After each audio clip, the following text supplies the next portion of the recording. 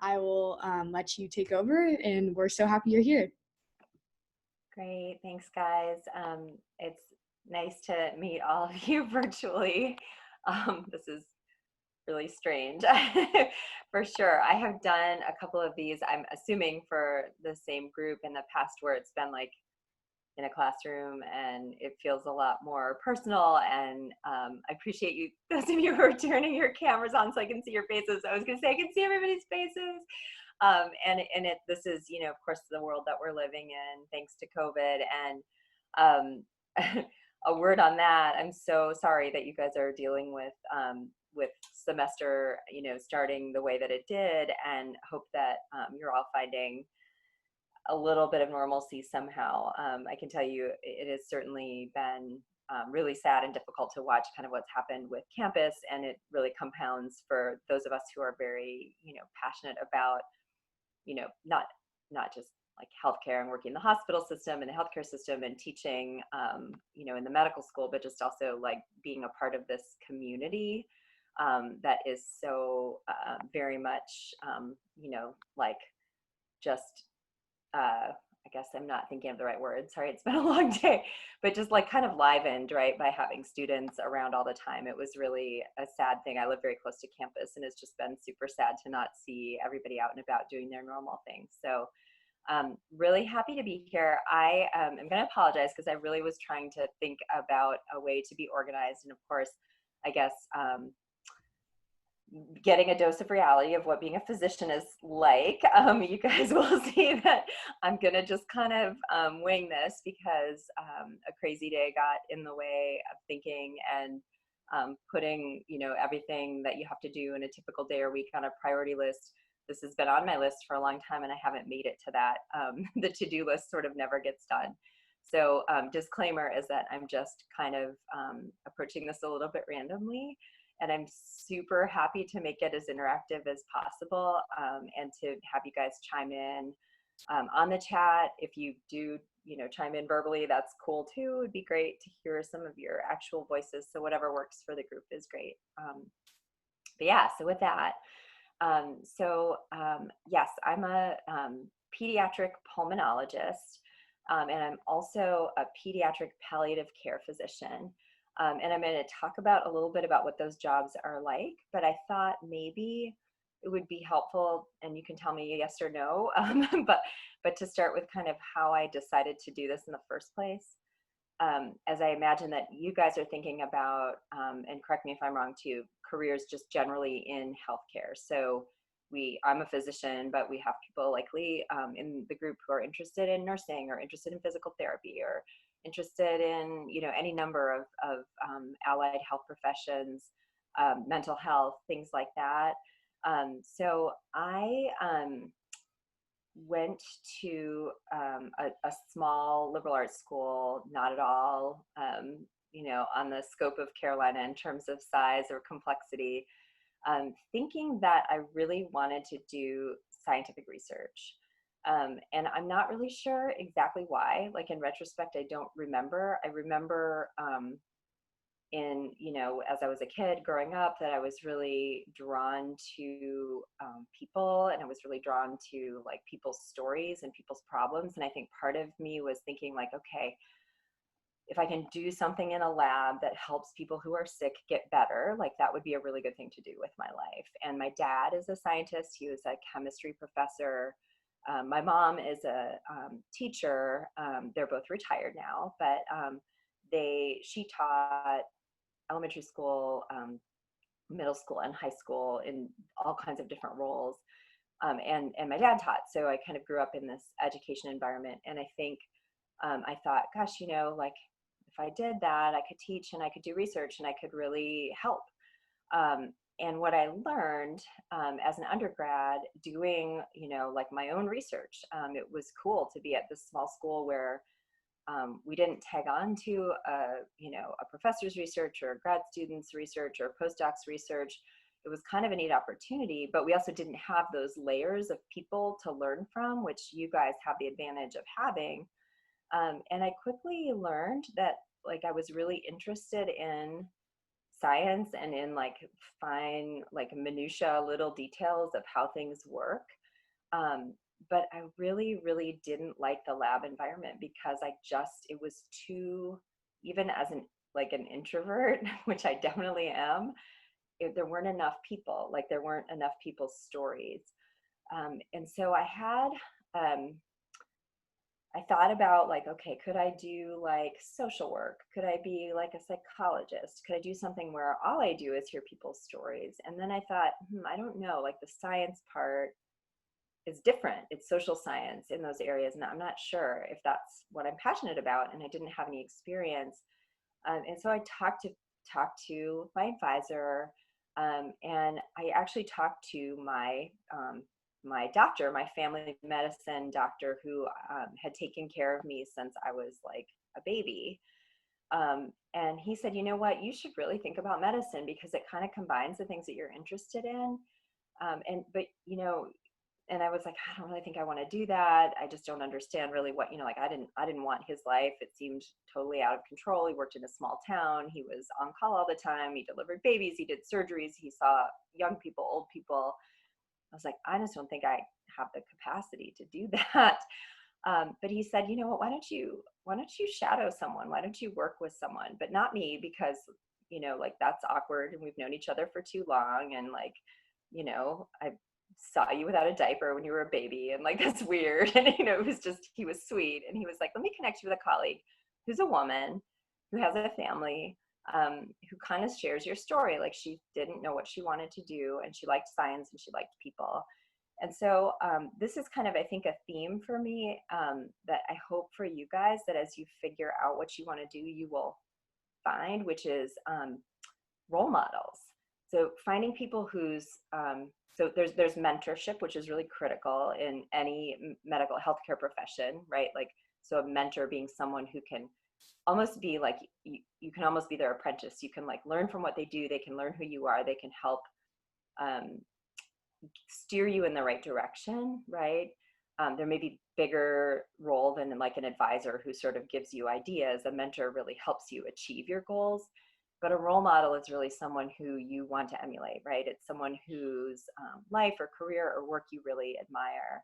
And I've been really fortunate to have role models along the way. And some of them were kind of surprising ones, like they weren't like me at all, but they did things that really caught my attention and really shaped how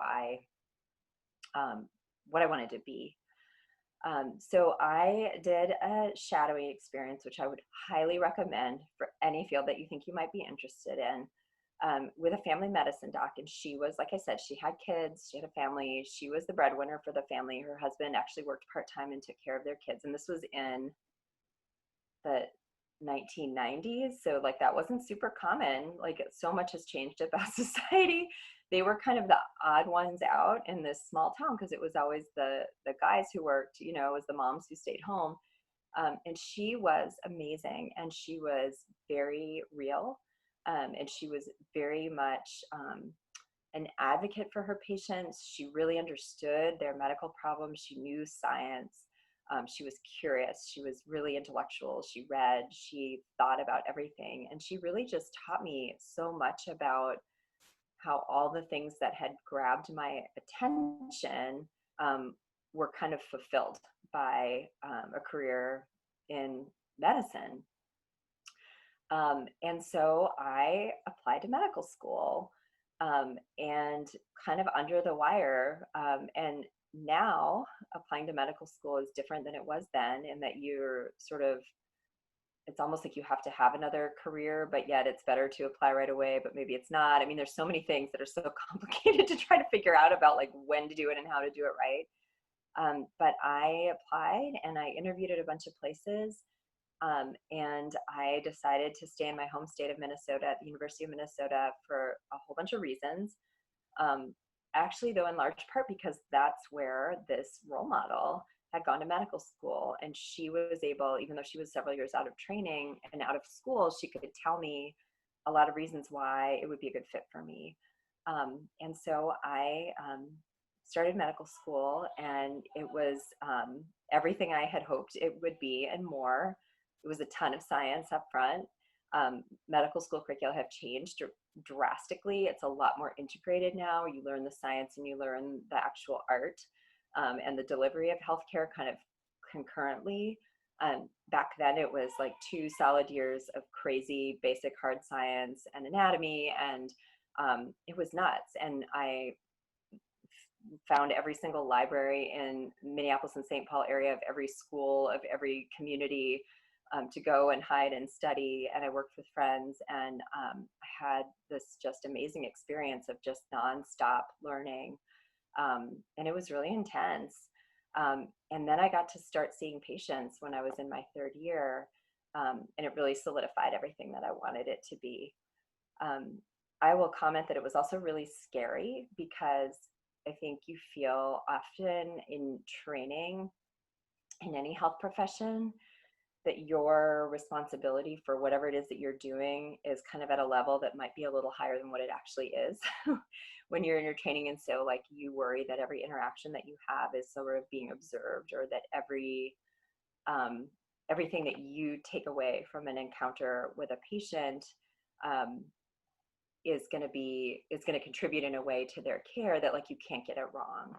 And I think the nice thing about medical school is that that's actually when you're supposed to really get it wrong. You're supposed to fumble around. You're supposed to be awkward. You're supposed to go in and meet a patient and be anxious and get a whole bunch of information, and like, 10% of what you hear is what you needed to hear, and 90% isn't really relevant. And you leave the room and you realize all the things you forgot to ask, and you go back and you find out more, and you spend time with people, and you really get to know people, and you really get the opportunity to dig in and understand medical issues, but also just life, and like, what is it like to have a serious illness? What is it like to have a perfectly healthy child that's in a devastating accident and everything has changed forever? What is it like to get old? What's it like to have a baby? All of those things. What's it like when your child is diagnosed with cancer, or when you're diagnosed with cancer? And it was really just an incredible experience. And that's another place where I think role models just really were key to me kind of figuring out what I wanted to do. I found myself drawn to like almost everything, not as much surgical fields, because I'm kind of, which is funny for someone in palliative care. For those of you who know what palliative care is, I'm a pretty impatient, and it doesn't make sense at all for someone in palliative care to be impatient, because what you do is listen, and communication is like our tool and our procedure. But I really am not very patient, and standing around in an operating room and really highly technical things just did not feel fulfilling to me. It felt intimidating in some ways, but also it felt boring. Like it wasn't what I wanted to do, though I admired surgeons who had those incredible technical skills. I knew that wasn't for me. So where I found myself was kind of loving almost everything and not knowing what to do. And so I looked around me and I saw who were the people that were doing things that I thought I wanted to do, and who were living lives the way that I wanted to live mine. So who were my role models? Who were the people that were really doing the things that I thought would make a life and a career worthwhile? And I had them, and I was really lucky, and they supported me in making my decision to do residency training. So when you go to medical school, it's 4 years, and then residency is where you have your MD degree, right? So you're officially a doctor, but you're not like fully clinically trained. So you go to residency, and that's where you learn a specialty, and you practice as a physician, but you're really a learner and a clinician at the same time. So your job is patient care, and your job is learning, and it's intense. And I decided I wanted to take care of both adults and children, and I was really interested in caring for people who were really, really sick. I knew that. And so I did internal medicine and pediatrics training in a combined program called Med Peds, which is what it sounds like: internal medicine, pediatrics, so adult medicine, and then care of children. And my mentors, my role models said, you know what, this is like a really good time. Residency is a great time to go someplace different, because it's a chunk of time. Okay, medical school is a chunk of time, college is a chunk of time, medical school is a chunk of time, residency is a chunk of time. Go somewhere new. work with new people, explore, be adventurous. And I really took that seriously. And so I went to Boston and I trained at a program that I felt I was lucky to get into. I felt it was probably just good luck that got me there. I was reassured by my mentors that no, I actually had earned it. And that's another theme that I think emerges often um, for people. And I don't want to be, assigning things based on gender, but I think often, especially for women, sort of feeling like, gosh, I don't have a lot to bring to this, and I don't know why I got so lucky that I was chosen. But it was a really good kind of eye-opening experience for me to be thrown into an environment where I was really surrounded by people who were, I thought, at a much higher caliber than I was. And they were in a lot of ways, but I was also able to keep up in a lot of ways. And I think I was able to keep up in a lot of ways because I was well prepared by my mentors, by my role models. And the way that they prepared me best was to teach me how to be, how to appreciate the things that I appreciated so much about what doctors do at the beginning, besides the science, which was the communication, which was being there for people, which was hearing their stories. And that definitely, they helped me develop skills that gave me an edge, that made me the kind of doctor that people wanted to have in the room with them, and gave me the opportunity to really build my skills and fill in some of the things I was less secure about, like knowing all the literature, like knowing exactly how to take care of the sickest patient in the hospital. And those are the things that you do in residency. You learn how to do that. It's a really scary time. You kind of feel like you're thrown to the wolves. um, and, um, and it's a time when you feel a lot of pressure to be really a master of what you're doing, even though you're still really a learner. Like I said, your jobs are taking care of people and learning. And so again, I had some role models who had lives that I thought were good ones that I would want to emulate. And I had their advice, which was, you're here to learn, like you're going to screw up. It's not going to be perfect. We're here for you. We're here to help you. And I think that really helped me just sort of sort through all of the challenges of that time in life. When I was a resident, there were kind of no restrictions on how much people could work. And that has changed.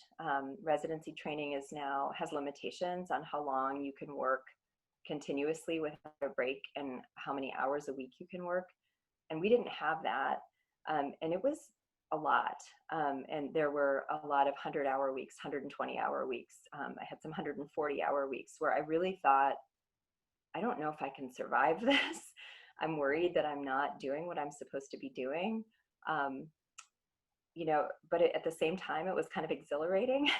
And kind of, it was a time that very much like I was worried about my patient's survival, it sort of felt appropriate that my own survival was a little bit in question. And I think that that's a part of medical training that we really, like, it's the hardest job, I'll ever have. And it was probably the most important job for me that I'll ever have, because it's what got me kind of to the next step of really figuring out where I wanted to focus.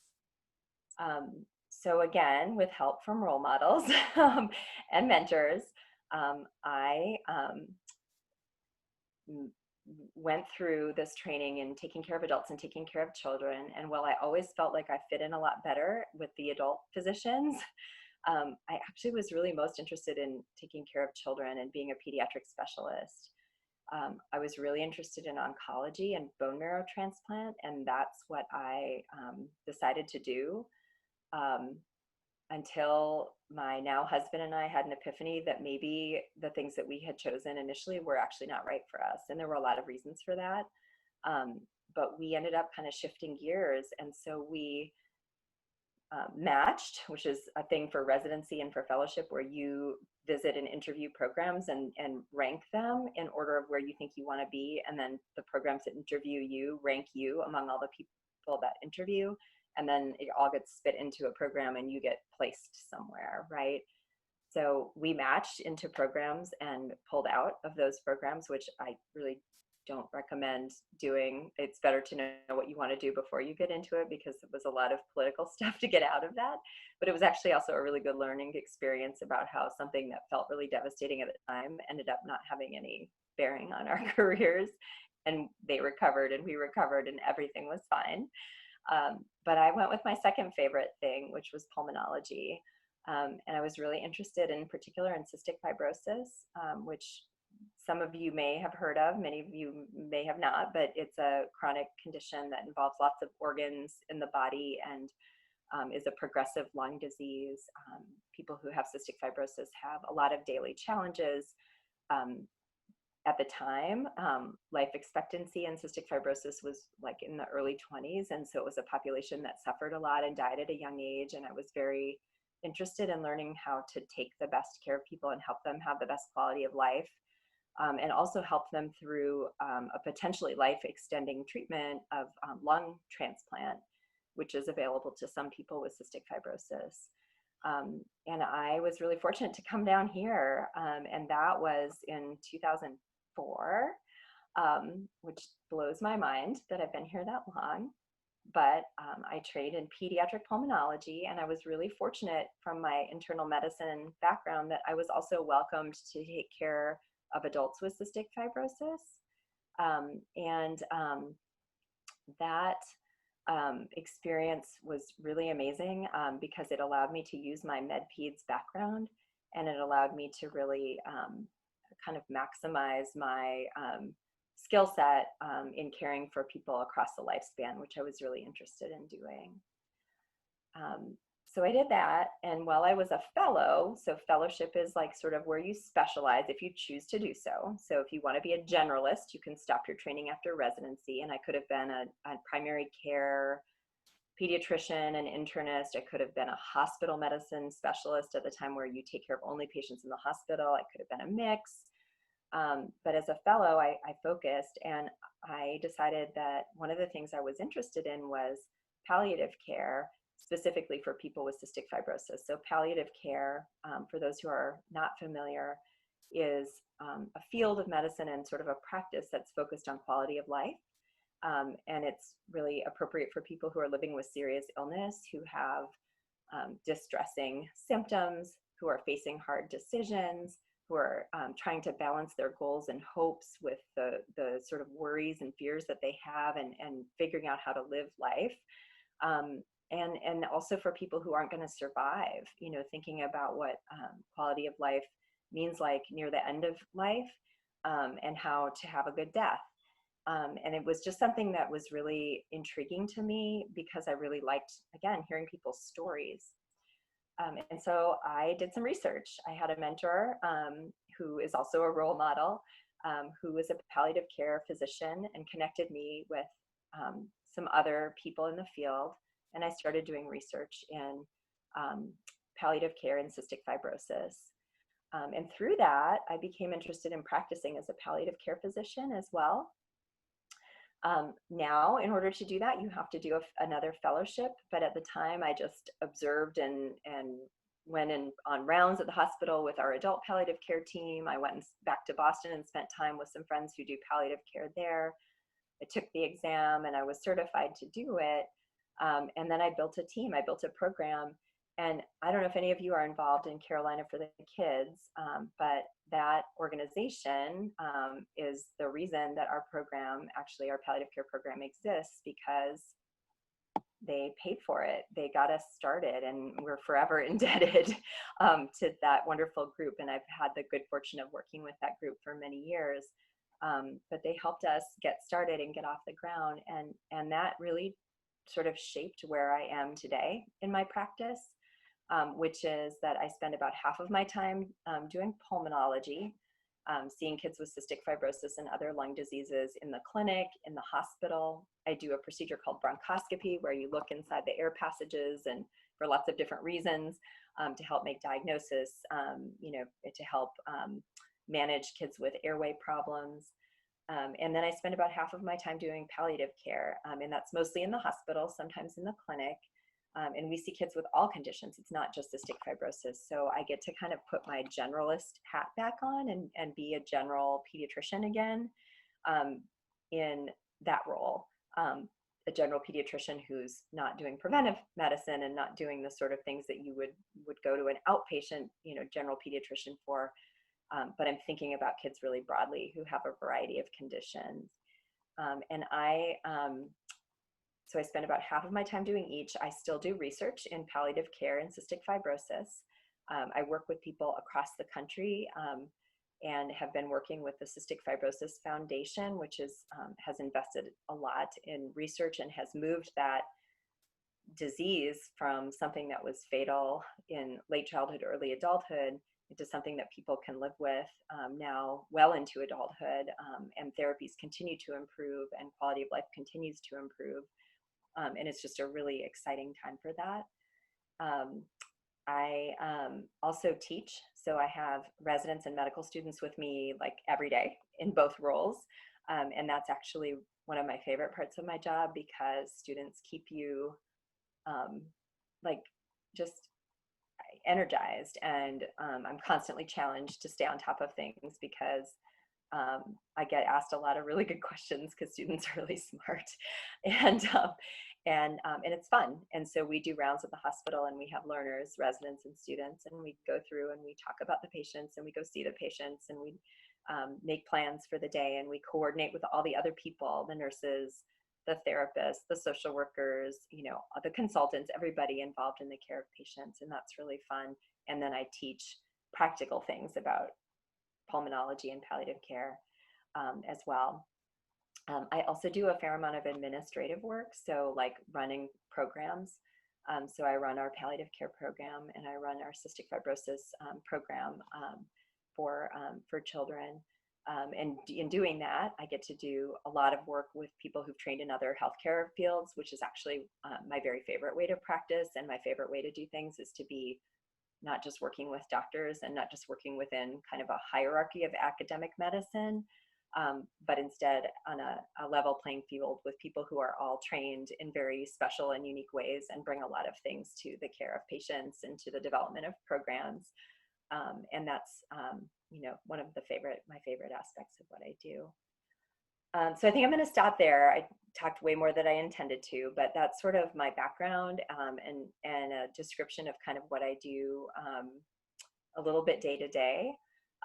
So I'm happy to take questions. I need to pull up the chat, I guess, to see them. Or I don't know if, Margaret, if you guys want to choose questions. We can kind of like facilitate the Q&A. Sure. A bit easier for you. Our first question is, what made you interested in cystic fibrosis? Well, so I didn't actually have a personal story related to CF. So CF is cystic fibrosis. A lot of people who take care of people with CF have a personal story, had a family member, had a friend, had something. I just was really drawn to the people with CF who I took care of as a medical student and as a resident. And I was really interested in medically complex, people who had a lot of chronic, a lot of just complexity to their medical conditions. And CF involves lots of organs and systems, and there are a lot of challenges. And it also is a disease that really affects the way that you just live your life and make decisions and make choices. And I was just really, I think, drawn to how resilient and incredible everybody with CF I've ever met is, and wanted to be a part of helping them achieve a better quality of life and maintaining their health and achieving their goals. So it was really just kind of, it was like a clinical interest, like I like the science, I like the medicine, and kind of like an emotional interest. I really like working with people who are affected by this disease. Thank you so much. Our next question is, what was your experience like going through medical school as a woman? And what was the most challenging and rewarding thing about that? That's a great question. I honestly don't know that I don't know that I thought about it a whole lot. Like, the fact, I mean, my class was like 50-50 men and women. There were a lot of people who had gone straight out of college. There were a lot of people who had had other entire like careers before they went to medical school. I think for me, what it was like for me was more personal. It was more like my own, sort of what I described before, like imposter syndrome, kind of like, I don't belong here. I'm not good enough to be here. I'm intimidated by the people who I'm working with because they're so much smarter. And some of that is probably a little bit ingrained in, I'm a way older than you guys are, and in the way that, not the way that I was raised, because I wouldn't attribute any of that to my family, but just the time that I grew up in and the roles of women. And like I said, my first big career role model was a female physician who was kind of like, what's going on here with her husband taking care of the kids? What's wrong with him? Why can't he work? And that was sort of and it was a choice, right? That this family made, but they were kind of the outsiders in this small town. And so I think, I think it was more just about my own insecurities and not necessarily thinking that I was good enough to be doing what I was going to be doing. Yeah. And I forgot the second part of the question. I'm sorry. Sorry, no, you're fine. I think you pretty much answered it. It was just what was the most challenging and rewarding thing in your experience Oh. when going through medical school? Yeah, I mean, rewarding, I guess, is another really good question. I mean, I think just getting through it, like just doing it, realizing that I came out on the other side and that I was getting to where I wanted to be and that I was doing what I wanted to be doing. I didn't have doubts when I finished medical school that I had chosen the right career. Um, I mean, is that like still true? I don't know. I mean, a lot of the time I'm like, should I have done something different?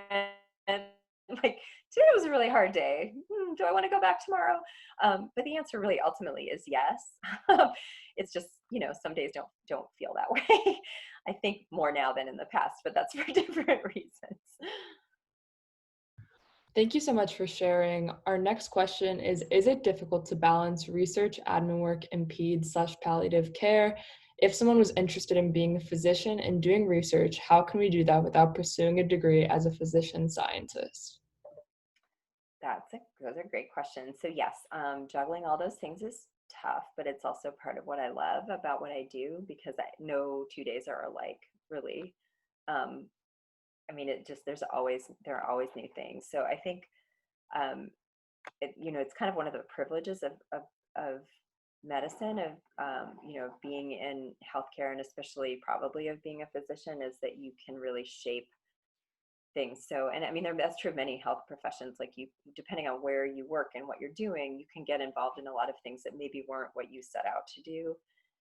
So it's a lot of balance. Like, I really have to think about what my day looks like and what my week looks like. And it doesn't always work out the way that I want, but I think I find a lot of fulfillment in each of those roles, and it has kept me like a lifelong learner. I don't know, I got an MPH degree when I was in my fellowship. So, went back to school then. I started practicing in another field by sort of training when I had already done something else. And so I think it's something that just keeps you fresh and keeps you moving.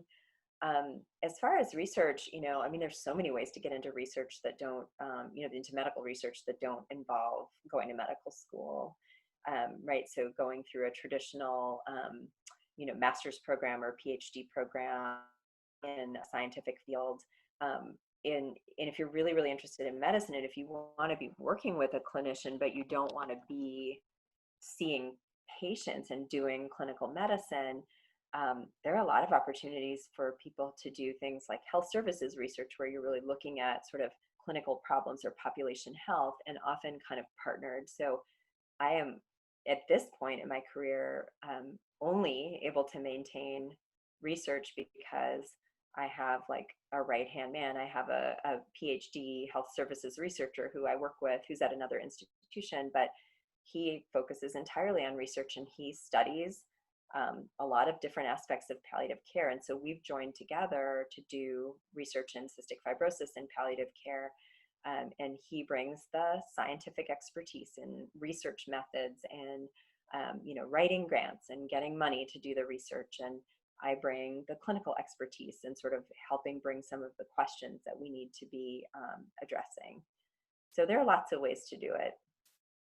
I would encourage you to talk to your advisors, and I would encourage you to if you think you want to do research, again, I mean, COVID throws everything for a loop, but meet with people, meet with professors who are doing research, meet with people in the medical school who are doing research or in the allied health sciences, and find out what it is that they do and how they got there. Thank you so much. So kind of going off of that, one question asked if you could talk a little bit more about the research that you have going on right now. Sure. So I do kind of mostly what you would describe as qualitative research, which actually, interestingly, is more sort of social sciences, which is what I didn't think I wanted to do when I was in college. But I have studied lots of different aspects of palliative care and cystic fibrosis using methods like surveys, interviews. Actually, just like telephone or in-person interviews where you will, in an in-depth manner, kind of explore a topic that helps you then develop further questions that you can test in ways that are a little more quantitative. By, say, bringing it to a survey or having a study that you do that's an intervention where, say, I learned that people with cystic fibrosis really want to know more about palliative care earlier than we usually introduce that topic. And so from interviews, I learn what their priorities are, and then I develop an educational intervention where we have provided education early on and reinforced education and looked at how that has affected the communication that people have with their CF care teams, so their physicians and nurses and social workers who help take care of them, whether it changes things like their wishes or their decisions. So that would be sort of one example, but it's kind of falls sort of into that realm. So I'm not in a lab, I'm not doing fancy techniques and working with samples, and I thought I wanted to do that, but ultimately it turned out that wasn't for me. Thank you so much for sharing that. Our next question is, in what ways do you use your MPH degree in your career? Yeah, so early on, after I got the degree, so this is another cool thing, right? You work for a big university. I actually got to teach in some medical school courses on basically evidence-based medicine. So how do you look at the literature, the medical literature, and kind of assess the quality of a study and determine whether the results should make you change your practice. And so I got to teach medical students epidemiology and really worked, on sort of in a more of like a teaching role. And then I would say that I've used it also in a research role for sure, in that it helped me. I took courses in qualitative research that helped me with study design, helped me with grant writing, helped me with writing abstracts and manuscripts and things like that to get published, and helped me learn how to collaborate as a researcher. And then I would say it just helps with sort of also with education and with clinical practice, because I have to read the literature, I have to interpret articles, I have to apply it to my patients, I have to teach it to the residents and students that I'm working with. And I think it's a lot easier when you've done a lot of classes in how to do that, to actually do that. And so it was really valuable. It was actually a really neat part of my training that I, even though I'm not primarily a researcher as I thought I might be, I still use it every day. Thank you so much. Our next question is, why did you decide to become a physician rather than a PA, a nurse, or other careers involving healthcare? And then also, how do you interact with those other careers on a day-to-day basis? Sure. Such a great question. I think it's easier to think about it kind of in retrospect. I mean, like, could kind of make it up almost why I didn't do those things. So I probably shouldn't answer because it wasn't probably what I was thinking at the time. I mean, those careers are all, so a nursing career is like super diverse. There are like 80 million things that you can do with it. And I think I just never thought about it, honestly. I don't really know why. Now that I work with nurses every day, I don't know that I would have been cut out for that work. It's really hard. It's very hands-on. You are very much on the front lines. You are constantly in the line of fire for absolutely everything that happens if you're a clinical nurse, taking care of people in hospital. Um, Obviously, there are tons of ways that you can practice. You can work in outpatient nursing. You can, do research as a nurse. You can do, administrative work as a nurse. There's so many things. But when I think about sort of like the bedside clinical nursing, I don't know. I don't know if it would have been a good fit for me. I don't know that I have what it takes, honestly, to do that work. I think PAs, I don't know how long it's been possible to be a PA. I don't remember ever knowing that that was an option when I was at that stage in my life. So it just wasn't on my radar.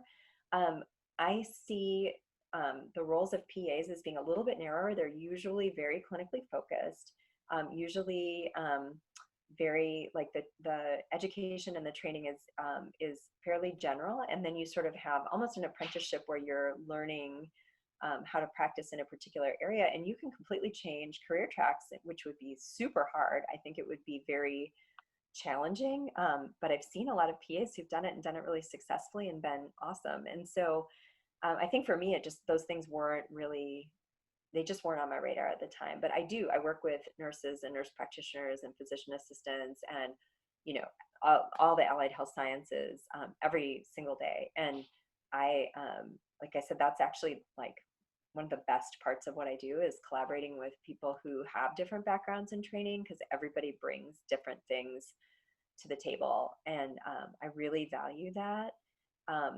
I think, I am paired with nurse practitioners on our palliative care service. They're really the face of the service. They're full time. I'm part time with them because I'm doing multiple other things on the side.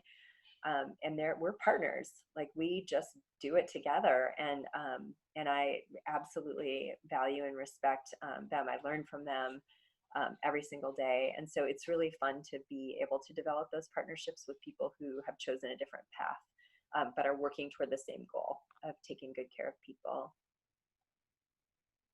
Thank you so much for that. Our next question is, physicians have some of the highest rates of depression. How do you balance a career treating others with your own mental/physical health? And was burnout ever an issue in medical school?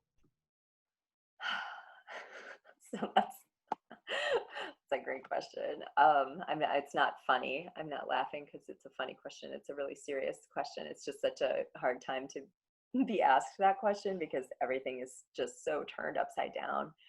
Yeah, it's huge. I mean, there's and a lot has changed in my career, and it worries me a little bit for you guys who are sort of just embarking on this. Like, I don't even know if it's possible to have as much change. Like, I can't even imagine what that would look like. I literally cannot believe what taking care of patients looks like now versus what it looked like when I was learning as a medical student.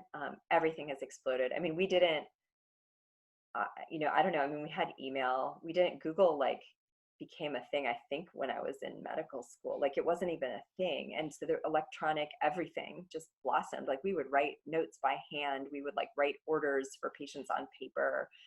Everything was slower. Everything was like, I wouldn't say more manageable. It took longer, but it wasn't like you were constantly available to everybody 24/7. And that is probably the thing that I think contributes the most is to depression and burnout, is that like never ever feeling like you can completely be on top of things because there's just so many things flying at you all the time. So with increased accessibility to like, or access to like everything, every way to get a test done, every way to see a patient, every way to talk to somebody, there's sort of always a higher expectation of how much you can accomplish. But it's hard to keep up with that. And so I think that that's what contributes to it, and hard to keep up with that in a way where you feel like you're doing your best job. So there are days that I have, a fraction of what a primary care physician would see in clinic. I have like 16 medically complex children to see scheduled in an 8-hour period, and they each need 2 hours of my time.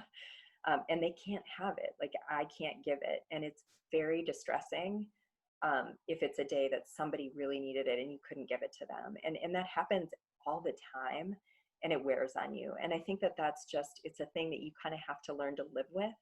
and you have to figure out how you navigate those challenges, and you have to be transparent about it so that you can cope with it, and so that your patients understand that you're doing the very best that you can, but that the expectations are just really high.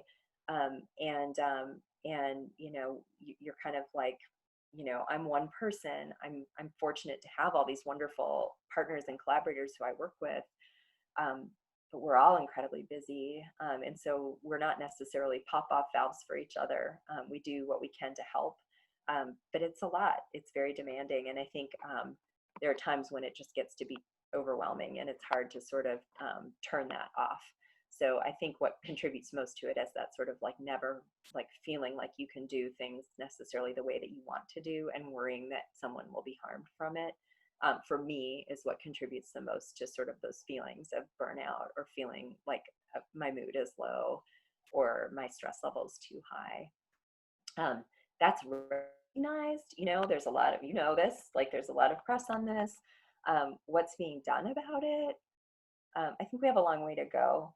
I think there's a lot of, like, people have a lot of good ideas, but part of what is challenging, and I'm sure you all experience, is in order to work toward making something better, you also have to have time to do that. And that's one of the biggest challenges that I think myself and many of my colleagues face, is that, well, I could try to do something to take care of myself, but when am I going to fit that in?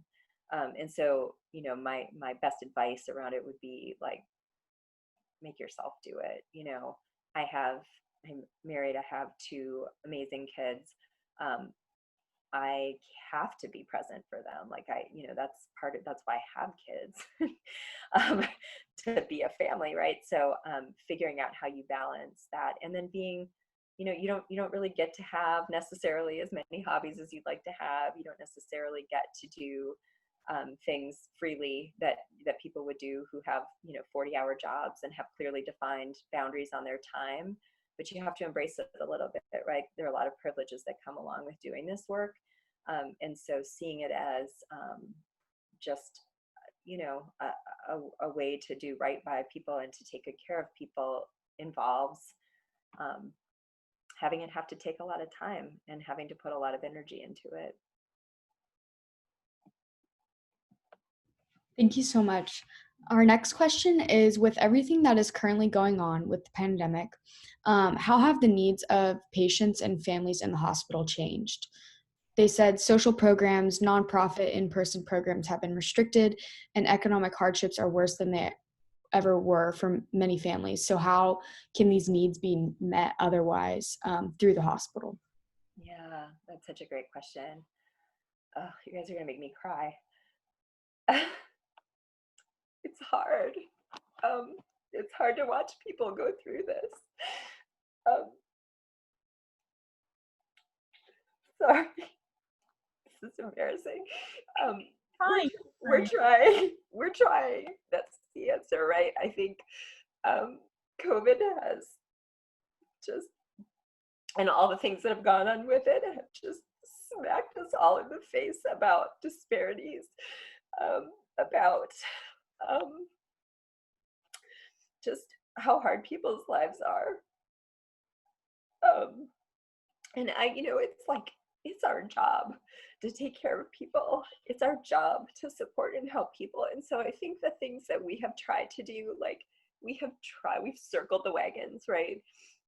In our cystic fibrosis program, we have combed through our list of children and families who live on the edge at baseline, and we have sought out every resource, and we have contacted them, and we have bought gift cards for Food Lion and Walmart, and we have sent them, and we have found food programs and food pantries, and we have found pharmacy resources, and we have made sure that no child goes without medication, and we have found ways to get nutritional supplements paid for, and we have found ways to help with insurance challenges, because we have a team, right? Because we have social workers who are experts at doing this, and we have nurses who love the patients so much and call them and help them and do all these amazing things to support them, but it's still not enough. And that's a place where we have a lot of resources, right? We have a team that everybody does this. In the hospital, it's the same thing. Like we've like, thank God for Carolina for the Kids, right? There's this enormous fund of money that is there for things like this, and we have tapped into it over and over and over to help people. Um, and I think we try to find everything that we can find. And I think honestly, as a physician, my role in that is, my administrative roles make me um, need to help people organize this stuff, right? And need to ask the questions of what's available and how can we help. My role at the bedside is to ask questions and to listen, and to support, right? And to, you know, apologize for what we can't do. I think that the hospital is doing a really great job. I know that we're doing a really good job in our clinics. I know we're doing everything we can, but it's really awful. And it's really been awful to watch kids and families struggle. So hopefully at some point we come out on the other side with a little more knowledge. I think we have learned that when pressed, we can find a lot of resources that we didn't really know existed. And we just have to be really proactive about it. And so I think that's what we're doing. We're trying, and we're hoping that at some point people somehow recover. And we hope that our sweet little students, sitting in their, very sometimes unsafe homes with tons of people with, crappy support, are somehow getting an education and somehow getting fed, and that their parents call us when they need help. Yeah. Thank you so much for sharing. I know that was kind of a Sorry. no worries at all. Our next question is, at what stage of your educational/career path did you feel like you were ready to be a doctor? You were ready to make serious decisions that influence people's lives. I feel like it is one thing learning theory in medical school or assisting physicians in residency, and it is another thing being a physician yourself and making your own decisions. So what does it feel like when you're ready to be an independent doctor yourself? I'll let you know when I find out. I think, I don't know, along the way, there are milestones that you reach where you feel more confident. But I think one of the things that, actually, in retrospect, that scared me the most about being a physician or going into, a field within medicine was, would I ever know enough? And I think I've just really accepted that the answer to that is no. I don't, but I'm always learning, and that's really fun. And that's one of the things that I really love most about what I do, is that I get to learn every day. And I don't just mean I get to look stuff up, right? I get to learn from the people who I work with. And so one of the really nice things about working in a field like this is that you're not alone. You work with other people who bring different things. Like I said, bring different things to the table, and you learn from each other and you support each other in learning. So I don't know that I'll ever feel, I guess part of me feels like if I ever feel like I have mastered it all, then it's probably time to be done. Because, there's just always stuff to learn. Thank you so much. Our next question is, as a woman, I worry about not having time to start a family if I pursue medicine. Is it possible to have a family in medical school as a physician? Yeah, oh, sure. I mean, there's never a good time, so it's always a good time is kind of what I think. Like, you just have to follow your heart. You make a lot of sacrifices going into, lots of different careers, right? We always joke like we're going to medical school is like being developmentally delayed. Like you just jump right in and then you come out and you're like, oh, I never was ages 22 to 26. Like, what does that mean? What am I doing now? But I think you just have to kind of decide when it feels right to you. And it's changed a ton, and I love that. So when I was a resident, in my internal medicine program in Boston, there was a woman in the class a year ahead of me, who was the first woman ever to have a baby as a resident in that program. And everybody thought she was nuts. And her husband was also a resident, so I actually kind of think they were nuts. I have no idea how they survived because of just how much they worked. They did have family nearby, which made a huge difference. But That's changed a ton. I mean, I had some medical school classmates who already had kids, like they had done other things or they had kids really young. But now I think like if I look at our residents in the hospital, there are a lot of people that have children already or who are having babies, and they just make it work. I think it's definitely possible. I mean, I know it is. I have kids myself. I waited until I was near the end of my training for lots of different reasons. Probably a lot of it was just worry about how we would do it all. But if I had to do it all over again, I wouldn't have hesitated to make it happen sooner. I mean, I think it's just having, if having kids is something you want to do, you do it when it feels right, and it gives you a new perspective. Becoming a parent totally changed the way that I thought about the kinds of questions that I got from parents who are worried about their kids. It's contributed a lot to my work. I know a lot of great pediatricians who don't have their own children. You certainly don't have to, but for me, it was a really big part of shaping who I am, and it's definitely possible. You just have to be really organized. I'm married to a physician. Like we joke about being in survival mode, and like, whoever's like treading water a little bit better is the one who kind of takes over. But we also, I'm really lucky. He's an incredible equal partner in everything, and that was a big thing for me. Was like that I realized also after the fact that it would be markedly harder if I was with somebody and trying to raise kids if there wasn't that equal partnership. So that's been a big part of why it's worked so well for me. It's another thing to talk to people about, like, how did you make it work? Thank you so much for sharing. I think this is probably going to be our last question because we're probably running out of time. But the last question is, what factors do you think are important for us to consider when forming our list of medical schools to apply to? Oh man. Honestly, I mean, it's tough because there's, um, like financial stuff is always really important, right? Like how much do you want to invest in your education? Again, another privilege of being a physician is that you're employable and you can pay off a lot of loans. And if there's a place that you really want to be and it works out, there isn't a good reason not to do it. It makes me feel guilty sometimes. I mean, I'm still paying off loans from medical school. Don't get me wrong, but like it's expensive, but you get paid. We're really lucky we get paid to do the work that we do. Honestly, like, what are you passionate about? There's millions of medical schools, but are there places like if you're super passionate about something, are there opportunities there? Where do you want to live? Is another big thing. Um, and what honestly, like I said, I think it's a good time to try something different, and having the opportunity to have things happen kind of in chunks of time where you're not committed to moving somewhere and living there for the next 20 years.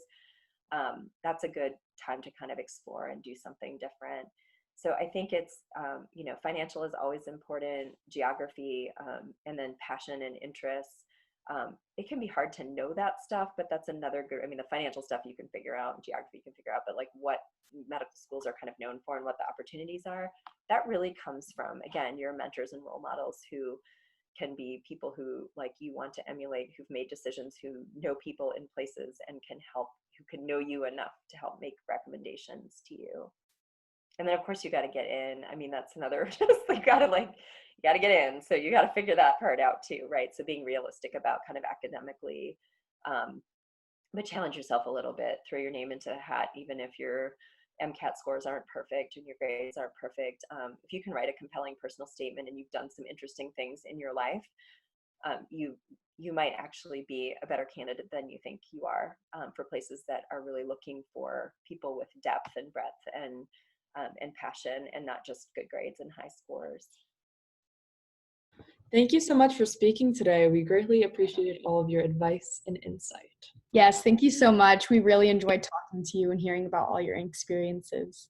Thank you. You guys are fantastic. Good luck with everything. And like I said, talk to people. So Margaret has my email address. I'm happy to hear from anybody. I'm happy to help people find people to talk to about things that they're interested in. So keep that in mind, okay? Thank you so much. Have a great night. Thanks. You too. Bye. Bye-bye.